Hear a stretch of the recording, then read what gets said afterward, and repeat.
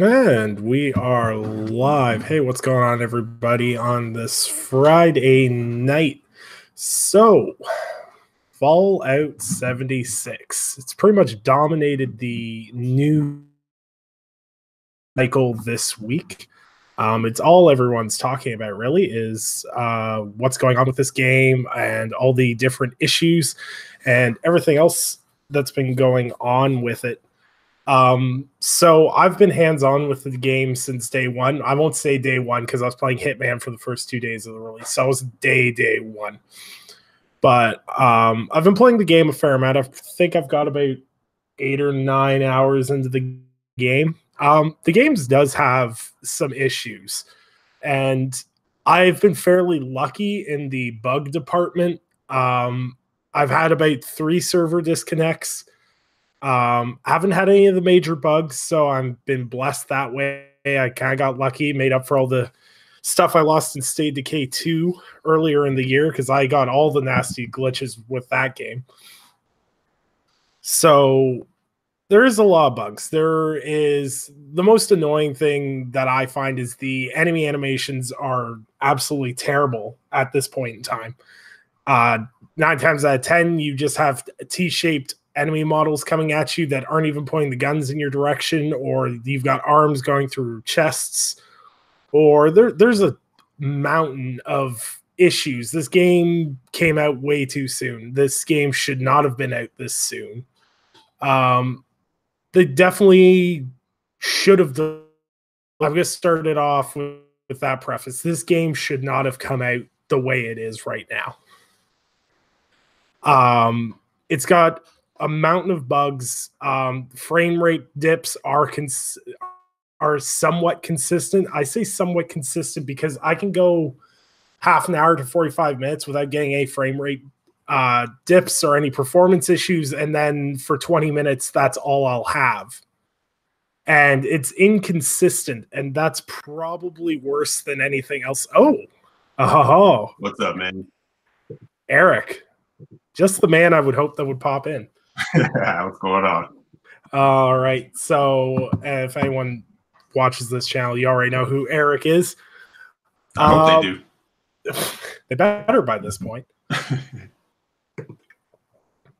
So I was just kind of talking about basically like my hands-on experience with Fallout 76 and how it's super buggy. There's issues. And it should have released in the state it did. Right. So yeah, you can break that part down because as I go on record as saying I'm not the biggest Fallout fan, right? I am a fan of Bethesda, not so much Bethesda proper, because I don't really care about Elder Scrolls, don't really care about Fallout. I do care about all their offshoot, their published stuff, right? For sure. So full disclosure. And there's absolutely nothing wrong with that, and there's nothing wrong with holding Bethesda accountable for putting out a better quality product. In the end of the, it's really sad that they publish some of the most technical and like absolutely astounding games, but their own studio doesn't seem to output that same quality. That's exactly it. That's kind of why I wanted to jump in. And also just give the support so you can kind of talk about it from someone who is a big fan of Fallout. I'll talk about it definitely as someone who's a fan of, their published stuff, because to me, their published stuff is stellar, but it gets ignored. And when you really look at the sales, right? But everyone goes crazy over the Fallout stuff or the Elder Scrolls stuff. And to me, I'm like, to me, from Bethesda proper, if you like it, that's fine. But I'm like, I've never found much interest in them because they tend to be buggy. They don't look very good. And they've gotten away with for a while the whole charm. It's the Bethesda charm. And I kind of think that chicken's coming home to roost right now, because I think they kind of went to a point, and correct me if I'm wrong, where it was like, let's see just how far we can push this thing and what we can get away with, because our fans love us and they kind of accept it all. See, the biggest thing, the biggest thing is because as a longtime Elder Scrolls and Fallout fan, because I like all their stuff. Like, I like the Bethesda Softworks stuff, and I like their published stuff. But the thing with Elder Scrolls games and Fallout games, the main reason they always got a pass is because they were always trying to do a bunch of new things. Right. right? And that's always been the thing. Is it's like with Skyrim, the map was so huge for that generation. Like you think that was a last gen game, right? Like the sheer scale of that game was astounding, and like you add in the dragons and all the different mechanics and all the stuff they did with that game, you're like, okay, you know what, it's a little buggy and everything, but there's a lot going on, and it's excusable. And with Fallout 4, they added in that whole base building mechanics, and they did all this other stuff that had not been in a previous Fallout title. So it was kind of like, okay, and the dialogue, the story, like all that, I get it. But the thing is that everyone was always willing to, myself included, ignore the bugs because there was really good core mechanics there. But also the fact that they were always trying new things. The problem with Fallout 76 is that it's basically the same premise as Fallout 4. There is stuff added in. There has been stuff that has changed, but it's not as ambitious in a visual sense. Like it's ambitious in the fact that they made the engine perform in a multiplayer basis and yada, yada, yada that way. But it's not ambitious in the sense, like you don't feel like it's a real leap. Like when you go from playing Fallout 3 to New Vegas, you feel the difference. You go from Fallout New Vegas to Fallout 4, you feel the difference. Right. With Fallout 4 to 76, you don't feel that difference. I think that's part of the feedback that people are giving. And so like, this doesn't really feel like a major improvement. And in some aspects, it feels like a step back. Yeah, it's because, I mean, it's built on the same engine, right?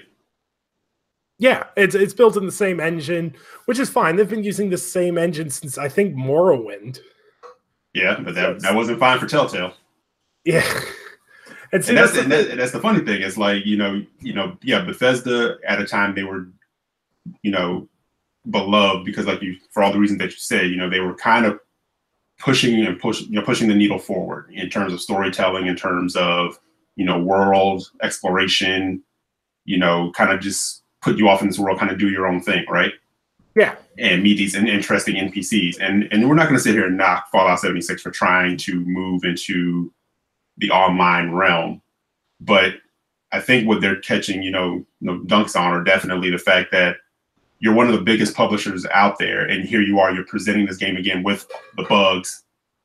Again, the same complaints you got from Fallout 4. Here they are. And some have returned, from what I understand. Like bugs that were fixed are now back. And see, this is the thing is a lot of these bugs that people are harping on them on, Anchor broke this down for me. The one that they wrote an article on about one of the bugs returning was literally the bug they were referring to was when you shoot and kill an enemy, the body would ragdoll, except the head would stay stiff. So if the body's laying on an angle, the limbs are all flopped over and the head's directly stiff, like straight, like it's standing up. That's the glitch everyone's running with. And to me, it's not really a bug that you really need to make a big deal out of. Like if that's if you for example, one of the glitches I used to have in Fallout 4 that was really annoying when I was trying to do some of the settlement achievements is sometimes if you killed a floor and it didn't register, you would fall through the earth. That's a glitch that I had issues with. Right. And that's the kind of thing like I can't even think mechanically how much has to be going on with Fallout 76 and why they had to make certain choices and everything else. But realistically, it's like it doesn't feel like it was a fully thought out next step. Like they were like, we're going to do Fallout with multiplayer. But it's like they got halfway through the idea and then went, let's launch it now. Yeah, man. I'm going to be honest, and this is my feeling on it. I just feel like those passes that Bethesda charm, that Bethesda love that they always got, they leaned on that. They probably thought it'll be all good, And we do live in a culture where, people are okay with things being patched as long as they, they have that patience for it. But yeah, that's biting them in the ass right now. And see, you know what? It's funny because we're talking about all this outrage right now, and I can remember Rainbow Six Siege getting a lot of flack. I remember Sea of Thieves getting a lot of flack. We've seen all these games that go through these stages of getting all this flack, and Bethesda's taking a real kicking right now because of other reasons that we're going to branch into. But the thing is like they'll take all this flack and everything else, but eventually they're going to start fixing this game and people are going to start playing it and they'll find out they may like it and everything else.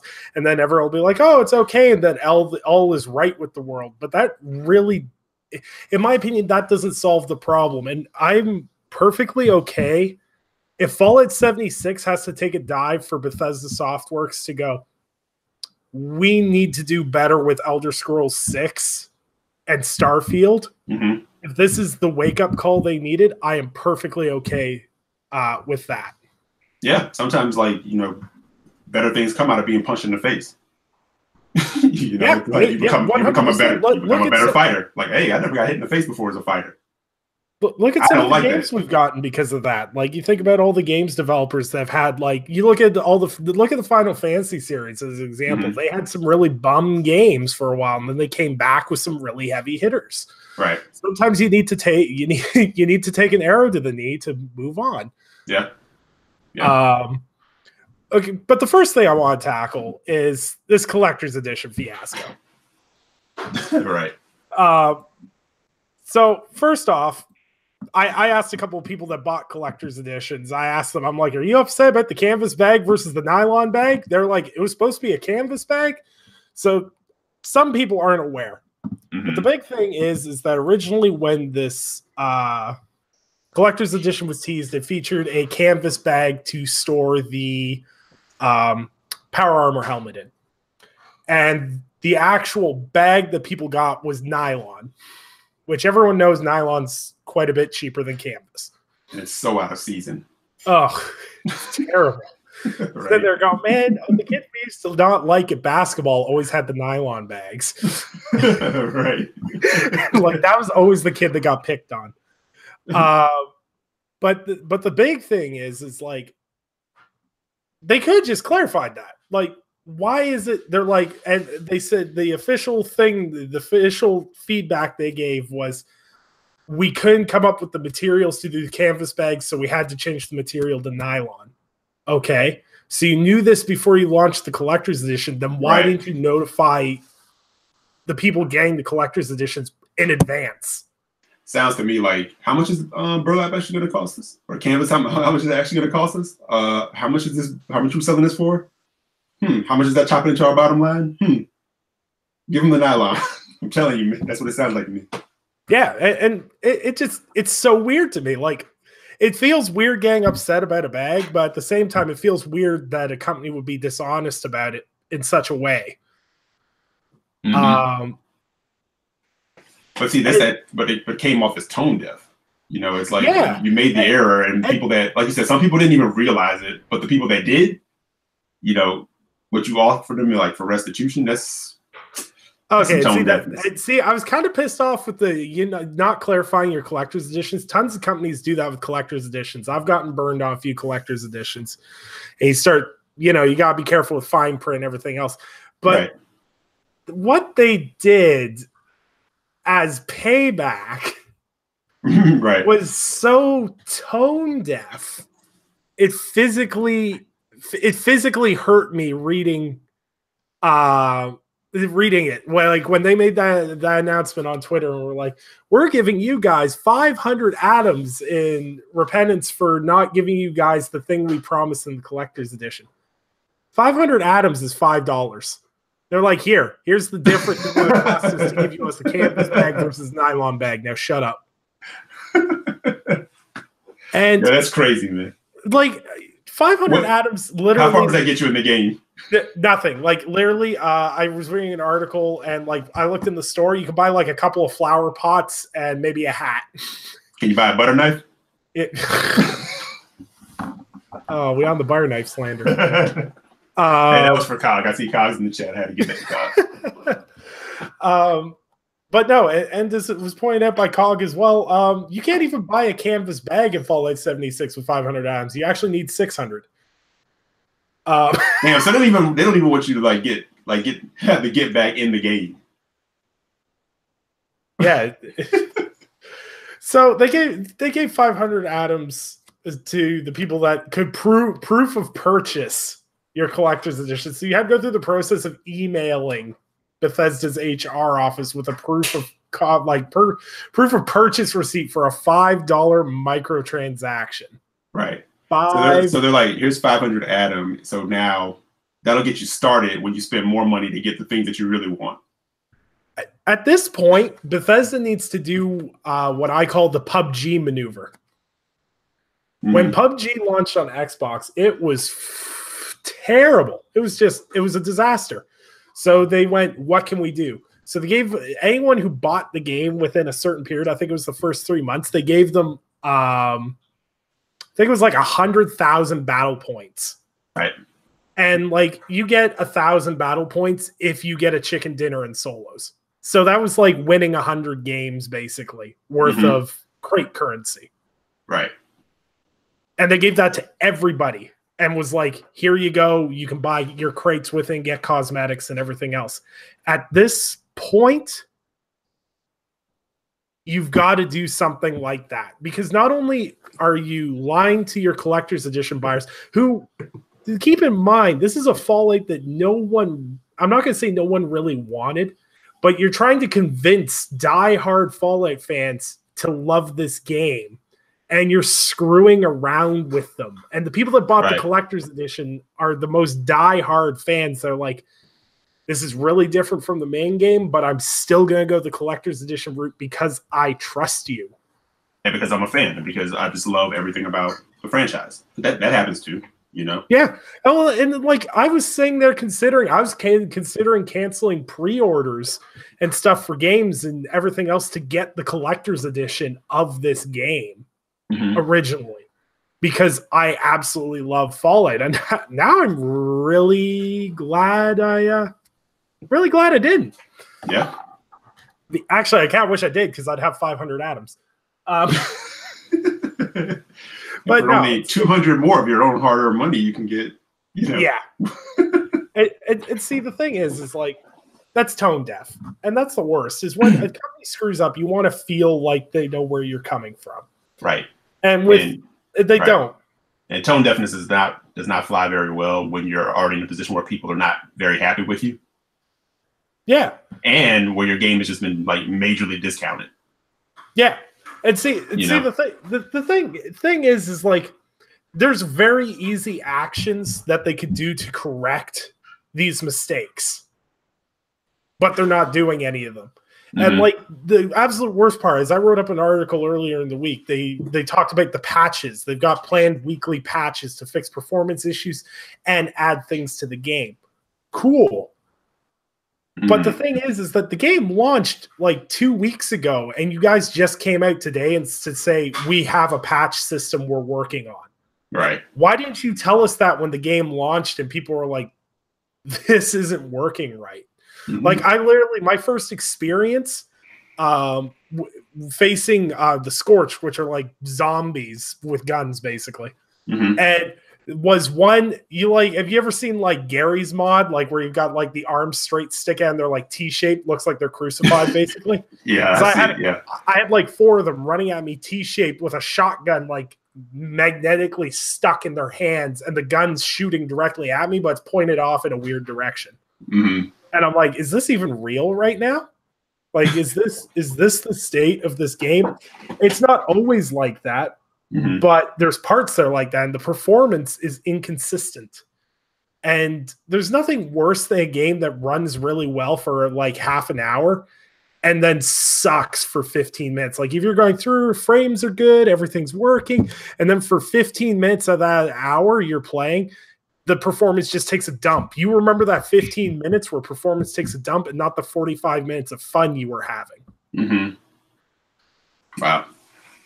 That sucks. Yeah. And they're obviously going to be fixing it, and it will get better, but they should have delayed this game. This game should not have come out in the state it did. They should have been more transparent with the collector's editions. How fast and rapid were they with like patching Fallout 4, like the complaints of people? Fallout 4, they were, I'm trying to remember. They had the first patch, I think, for Fallout 4 went out 4 days after launch. They had day 1 patch that patched a good majority of issues, and then they were just proactively patching issues. But they basically had that game fully. I'm not going to say fully patched because they've always been updating it and adding things and everything else. But the main game minus DLC, they had that patched up and ready to go before the first DLC hit. Okay. Generally, as a rule, they're pretty good. They've gotten better than the Skyrim days back on 360, where you were waiting 2-3 months for a patch. Right. But with this being an online game, it's going to be one of those things where it's the same problem Sea of Thieves had, right? They're going to fix something and they'll break something else. It's going to be a while. And this is the same problem because, like, everyone knows me and Anchor as the Bethesda guys. So literally my mentions on Twitter for the past 2 weeks has been, should I buy Fallout 76? And I'm in this weird position where I'm having fun with the game, but I would never recommend someone to buy it. Right. Not even at the Black Friday price? Yeah, like even at the $35 price when it was on Black Friday deals, like if you can pick it up for like $29.99, I'd say buy it just so, and don't play it, but wait till it's patched. Put it in Game Pass. Yep. But I would not recommend people buy this game. It just it. I don't know. It's one of those things, like you see, we saw it with The Division. Ubisoft released The Division. It took them almost a year to fix that game. Right. And then a bunch of people came back and like it's got a huge player base again. But that's the thing. Ubi has like that formula like down pat. I don't necessarily. I mean, that's kind of like their thing now. Like they've honed that to like a fine blade. Like I don't know if Bethesda has that same longevity. I don't know if they have that same tenacity. You know, especially because, I mean, they have other projects that they're like sinking into. I mean, apparently. Well, see, the thing is the reason why I truly believe they will fix it long term is because Elder Scrolls Online launched and it was not very good either. But the thing is that it improves so much with time. It's one of their most successful games now because of the work they put into it. Right. They got to do that with this game. This game has potential, but they've got to work out the kinks because it's one of the most addictive survival experiences where it's got that perfect balance of it's fun to play and the survival aspects are hardcore, but they're not so hardcore where you're like worried about like your piss meter or anything like that. It's got worry about, feeding yourself, keep your weapons good, keep your water levels up. It's really fun, but I still have a hard time recommending this game to anyone in its current state. But there's also issues, and there's a really thin line going on right now. And the thin line is, what are the real problems with this game versus what people are blowing up as problems with this game? Right. And that's where some of my issues with some of the course of discussion is going on, because there's constructive discussion that needs to go on. I think one of the biggest things about being a fan of something is you've got to be critical of it. I'm a huge Bethesda fan, but the hell am I going to let them get away with what they're doing with Fallout 76? They're shooting themselves in the foot intentionally, and they deserve every bit of criticism they are getting for it. But at the same time, there's constructive criticism, but there's also the fact of investment. I'm invested in not only in Fallout, but in like Bethesda Softworks games myself, because now I'm having doubts about the next Elder Scrolls, about Starfield. It's upsetting the whole chain link that they built that I was perfectly fine with prior to this game. They've rattled my confidence in them. So like legit to a point where when the next games are announced or drop or whatever, do you think you'll play like a wait and see approach, or you still think you're there like day one? Well, see, the thing is for me, I might not necessarily get wait and see approach depending on whether I have to review them or not, right? Okay, but for Elder Scrolls 6, I'll be there day one for the simple reason it's Elder Scrolls, and it's one of those games that you don't miss, even if it's a dumpster. It turns out to be a dumpster file. I'll be there day one.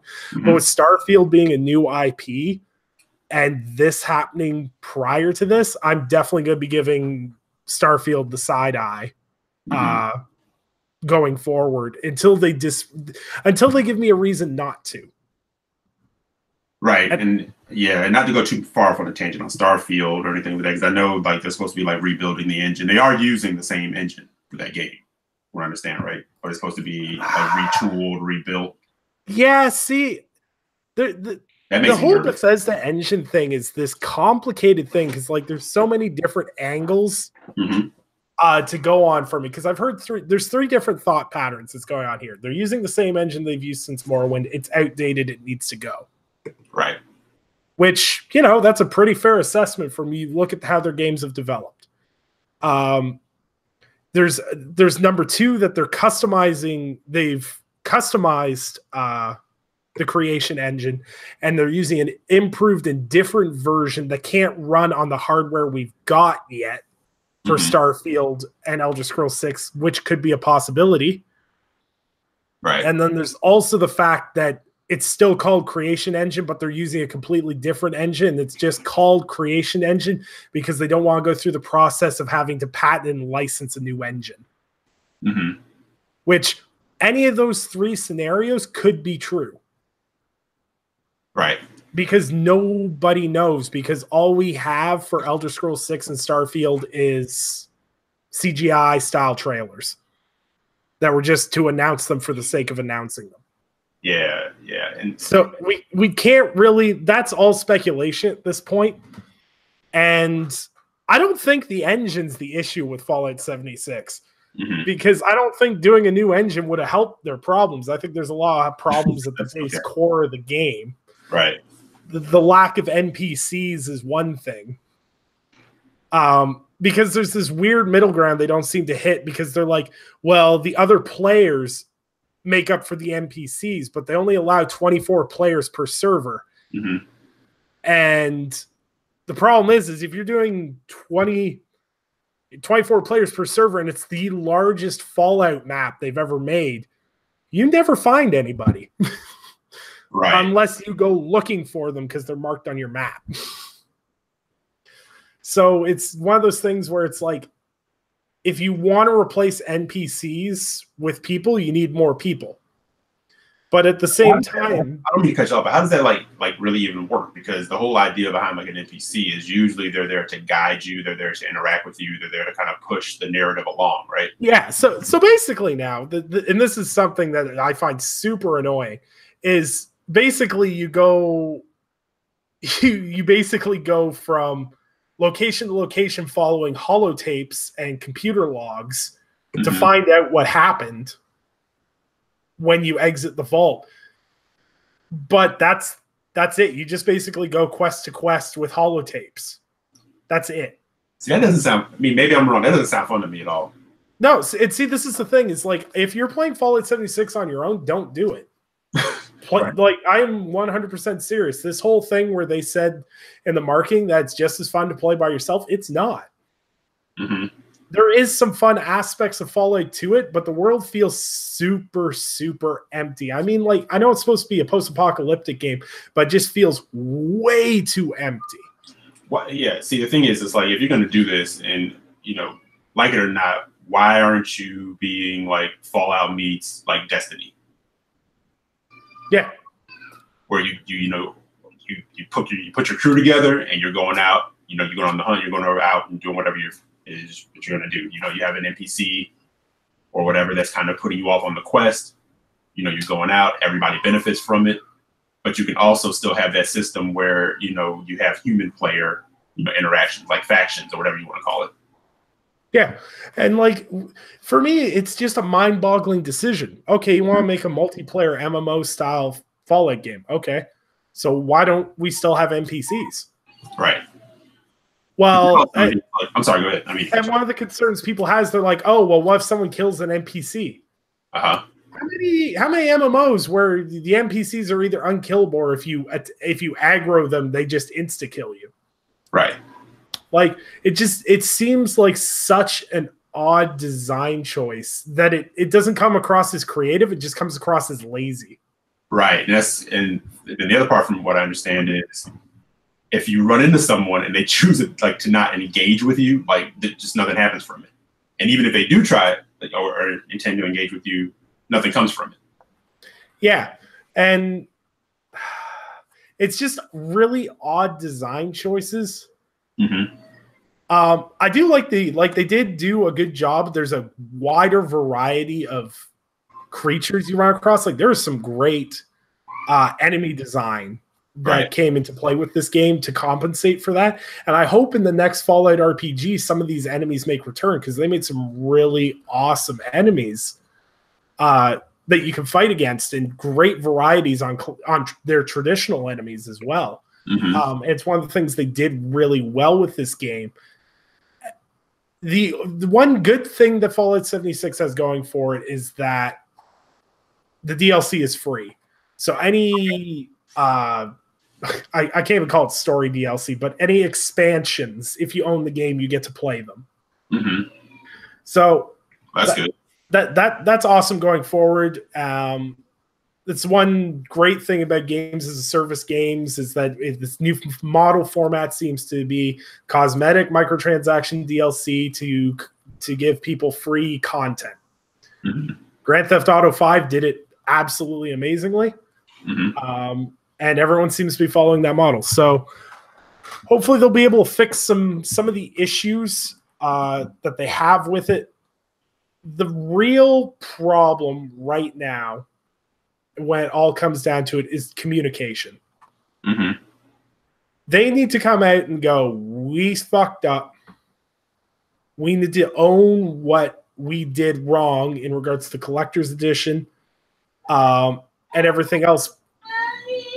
But the biggest thing that I have a problem with is people that are using this discourse right now to not necessarily forward an agenda, but necessarily to fabricate things because they're in a bad PR situation.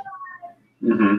And one of the things I keep seeing consistently that I disagree with is, well, they weren't clear about what this game was.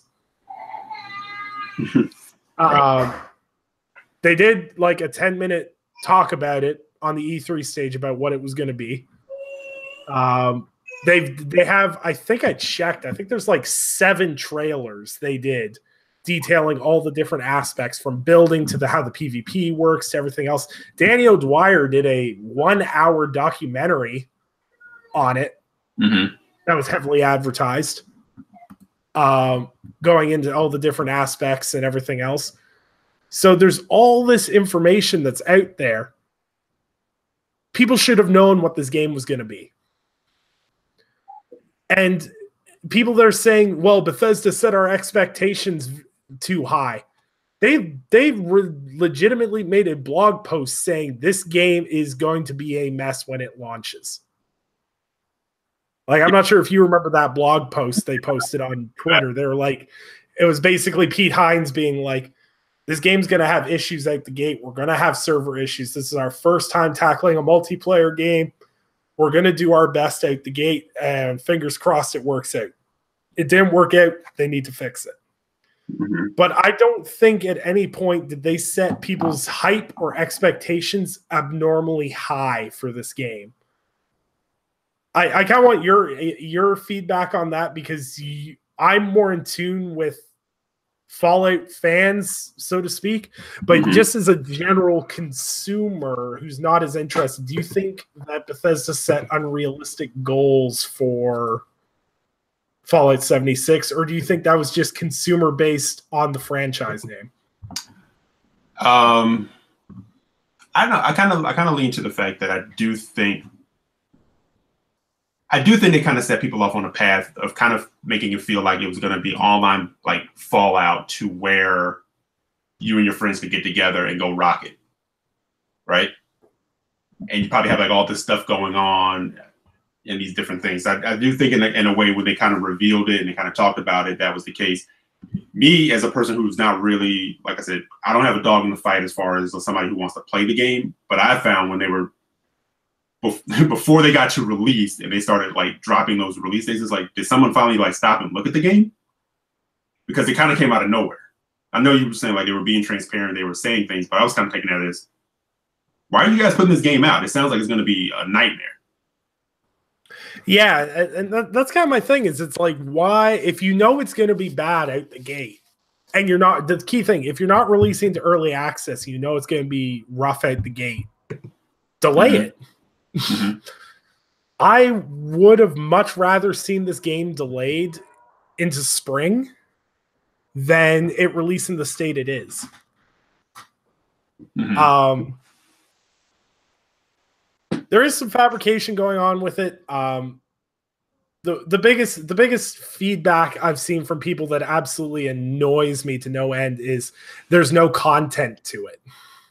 Mm-hmm. I literally have a quest log that's like 3 pages long right now of stuff that keeps popping up. There's daily events, there's weekly events, there's an absolutely insane amount of content to consume.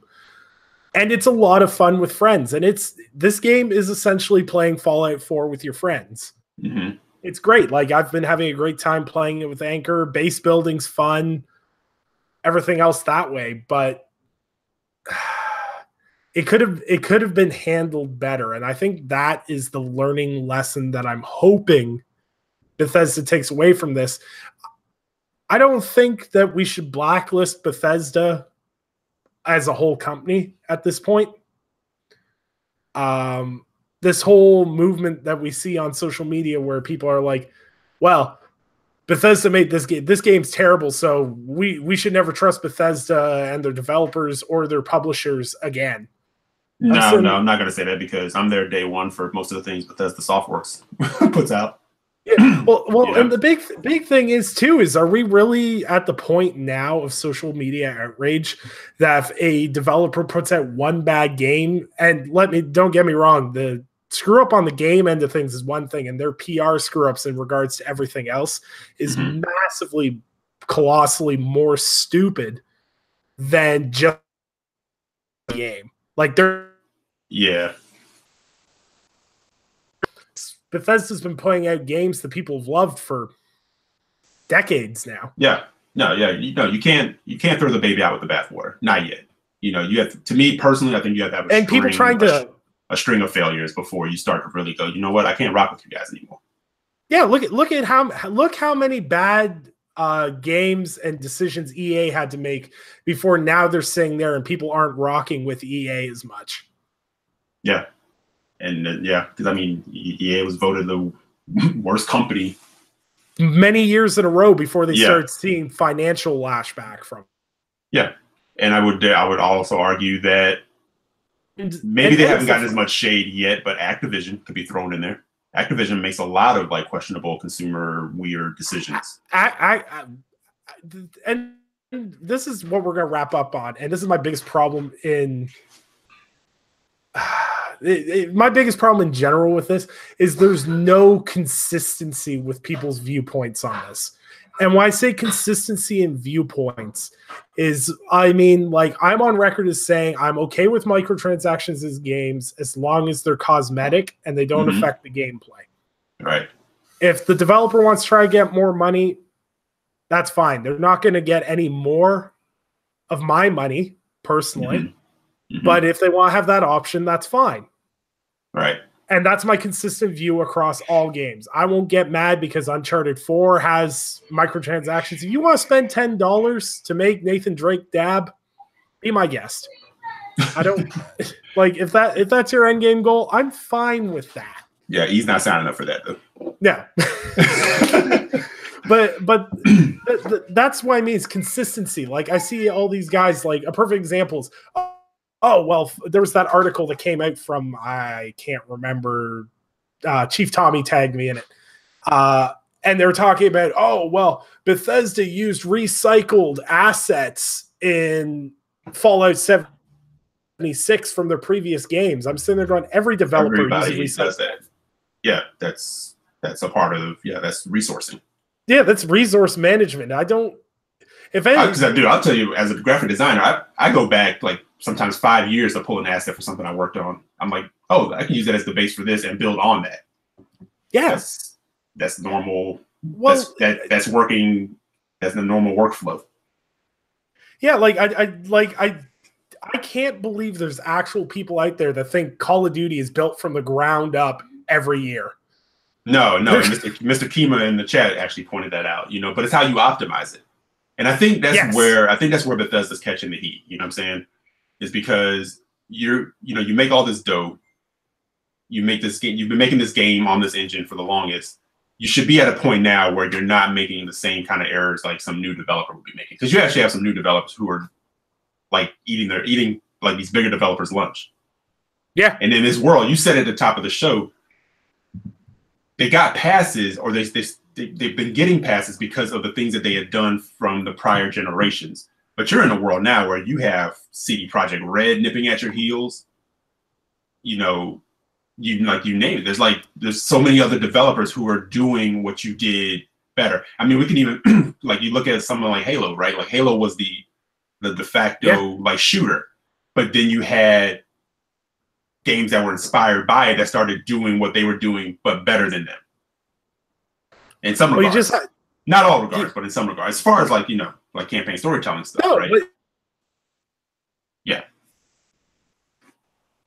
Oh, I think I lost you, man. Made innovation in Titanfall. Oh, you broke up for a moment there. Look how shook Respawn made the release of Titanfall. Mm-hmm. Look how shook that they literally came out with a wall running shooter the next year. Right. And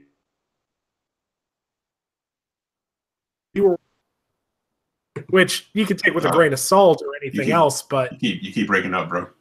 Oh, hold on. Better? Yep. Yeah, you keep dropping out in and out, so hopefully that fixes it. I've learned from Titanfall, and then we had like 3 Call of Duties in a row that had wall running and right. So, and that's the thing is like the smaller guys are always going to want to push you. But the biggest problem I think Bethesda has is they don't really have, and this is not of other open world games, but there's no one that directly competes with the kind of games they make. Mm-hmm. Like the think of to Elder Scrolls really in sheer scale would be The Witcher 3. Yeah, that's why I kind of put CD Projekt Red out there. Yeah, if anybody's going to push, it's definitely those guys. I mean, you look at what we saw in 15 minutes of Cyberpunk.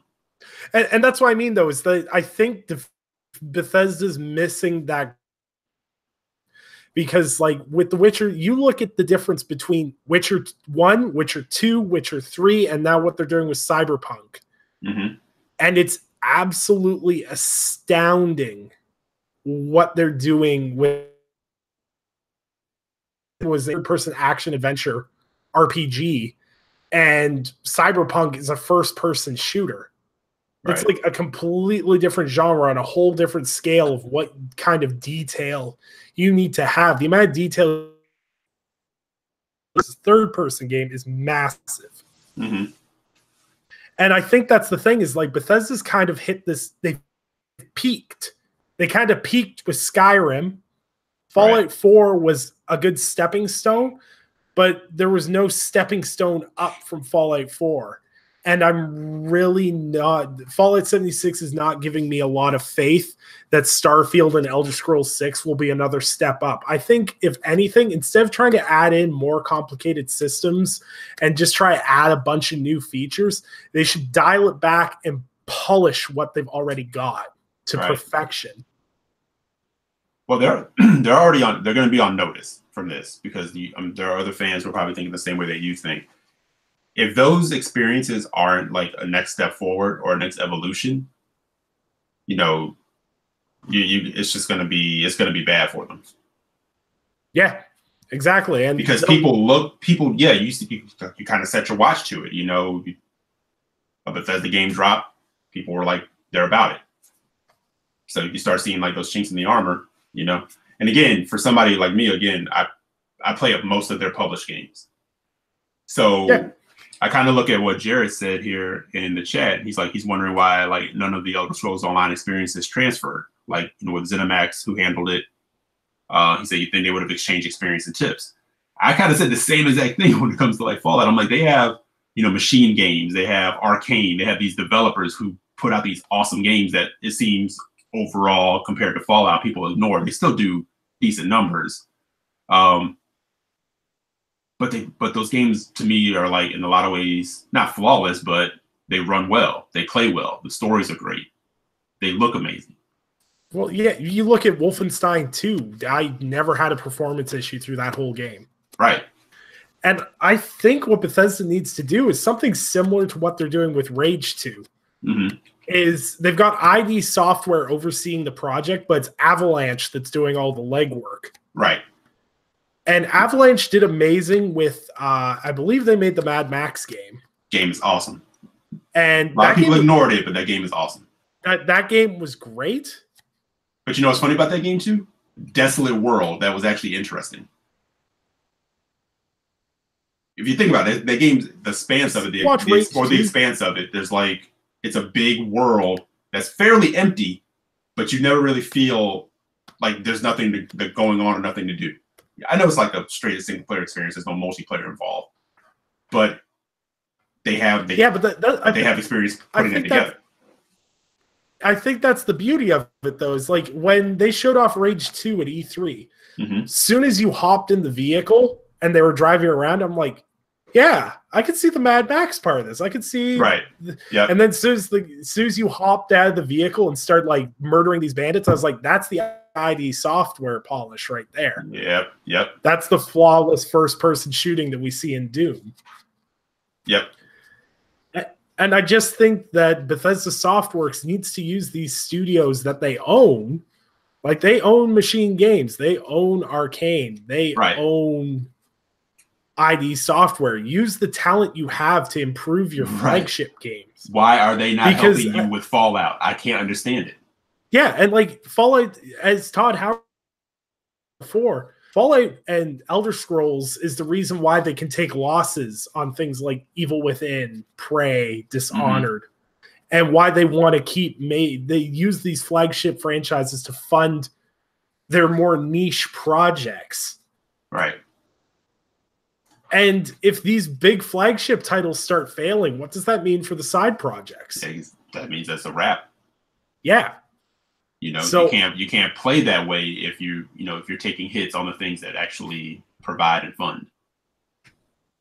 And just to wrap it up, basically, is Bethesda needs to do better because there's more that's at stake than just Elder Scrolls or Fallout as a franchise. There is Arcane Studios, there's ID Software. So you're talking Doom, you're talking Prey, you're talking Dishonored, you're talking Wolfenstein. All of these franchises can be at risk if Bethesda starts making stupid decisions. And as fans of these franchises, people need to speak up about it. Right. As a general rule of thumb, I'm not a huge fan of people That's my general rule of thumb. Dropped out again, bro. But repeat what you were saying. You dropped out again. Oh my god, my mic is terrible today. But my basic general rule of thumb is if you're not interested in the game or you're not buying the game, don't bitch about the game. But with this one, I actually want people to be vocal with this. Because at this point they need that feedback. They need to realize that they screwed up. Right.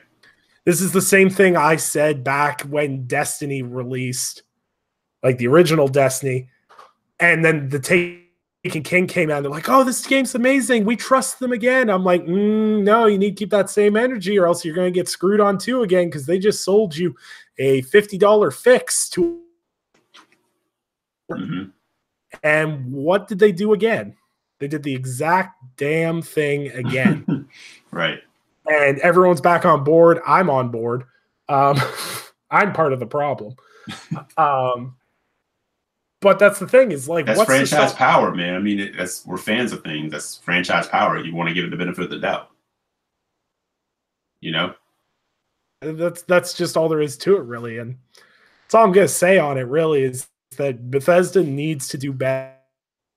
76 needs to be fixed. I think they will grit their teeth and fix it, but they need to be absolutely clear what's going on with this game.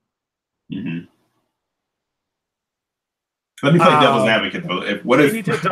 Let me play devil's advocate. What if, for like intents and purposes, they do some fixes, they do a few things, but ultimately they go, you know what, this is kind of a loss, and they kind of move on from it. Oh, I'll never let them live it down. I will bitch about it till the end of time. You're talking to a guy who still bitches about Duke Nukem Forever. Oh man. I tweet Gearbox at least once a year, usually around Christmas time. But it's me, guys. You send them a Christmas card, like, hey guys, just checking in. You guys fucked up Duke Nukem Forever. Right. Ho ho. But yeah, no, it is. Hopefully they'll get their shit together and they'll start fixing it, and hopefully people will adopt it. My understanding is sales-wise, this is what disappoints me the most, is that apparently it didn't flop statistically. So that makes me sad. Like, it sucks, but a hard flop will drive someone to move faster. And we all know that Eurogamer article came in. They were like, it's 82%. It sold 82% less than Fallout 4.